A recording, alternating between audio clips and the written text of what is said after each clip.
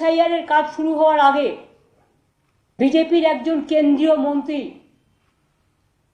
তিনি কি করে বলেন যে 1.5 কোটি ভোটারকে বাদ দিতে হবে ইমিডিয়েট? তার মানে কি পার্টি অফিসে বসে পরিকল্পনা তৈরি করছে আর ইলেকশন কমিশনকে দিয়ে স্ট্যাম্প মারবে?